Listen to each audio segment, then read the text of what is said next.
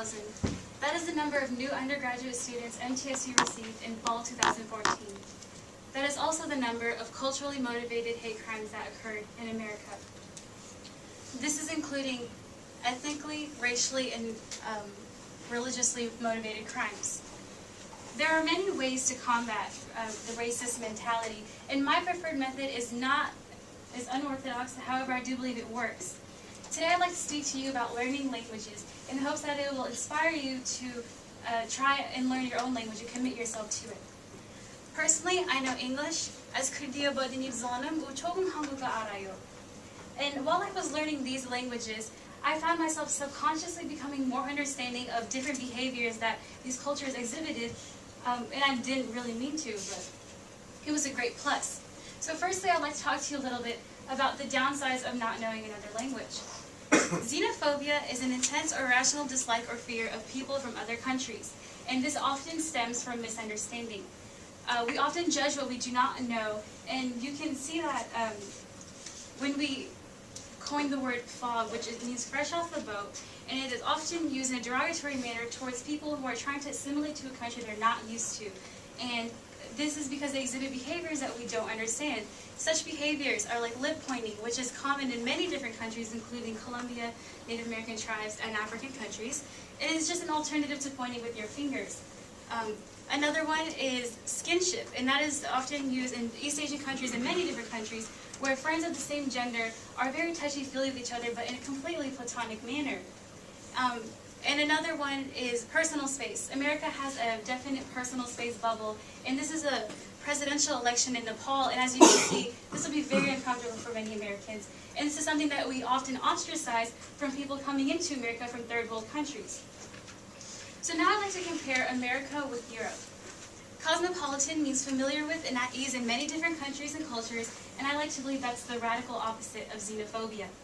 As Ludwig Wittgenstein once said, the limits of my language are the limits of my world, and we can see this when we're comparing the cultural hub that is Europe with countries that are a little bit more hostile towards diversity.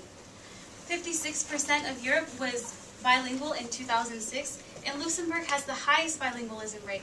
Now, would anybody like to guess what Luxembourg's bilingualism rate was? Start some answers. 100. Almost, 99%. Which means there's a 99% chance that a random person you meet in Luxembourg can speak more than one language. Now, would anybody like to guess America's bilingualism rate? 20. America was about 20% in 2007, and that is very shocking because it's comparatively low compared to our diverse population. And it's one of the lowest in the world compared to our population. So now that you know the current situation in America and you know the current situation in Europe, I would like to give you some of the benefits of learning another language. People who know more than one language have increased executive function and decision-making abilities. On average, bilingual individuals make $7,000 more per year than their monolingual counterparts.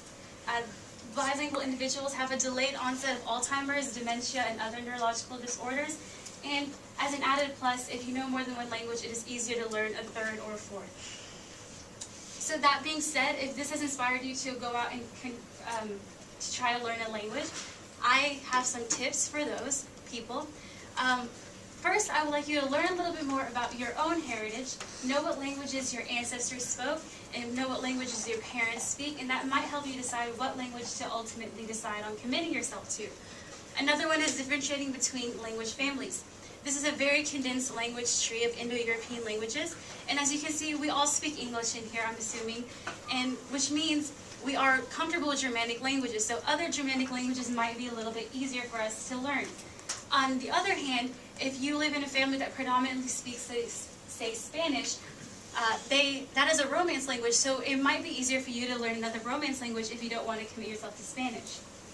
Another tip I have is travel. Studying abroad is always a great opportunity, however, it is very expensive, and if you don't have the budget to travel on a large scale, I recommend traveling to other cultural hubs in America, such as Little Italy and Chinatown, because it gives you the same experience, well not the same, but similar experiences, but on a lower scale, budget-wise.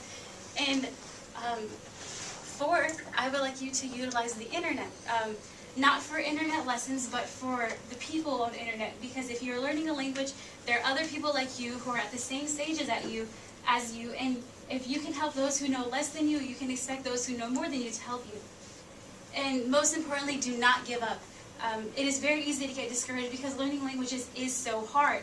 However, if you continue and you try to grasp that technical concept that was very difficult for you, you can find that you'll get the best confidence boost you could ask for, and you will reap benefits tenfold. So, in conclusion, I implore you to learn another language. Because by doing so, you are consciously opening your mind and your heart to a different culture and different people.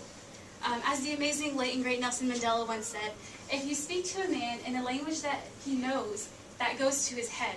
However, if you speak to a man in a language of his own, it goes to his heart. And if we would like to be humane human beings, shouldn't we always speak to each other from the heart? Thank you.